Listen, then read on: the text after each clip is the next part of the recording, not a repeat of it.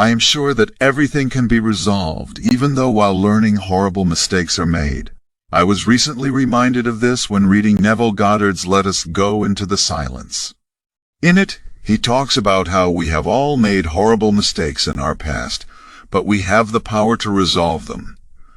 Goddard says that we can go into the silence and talk to God about our mistakes. We can ask for guidance and resolution. And then we can take action based on what we receive.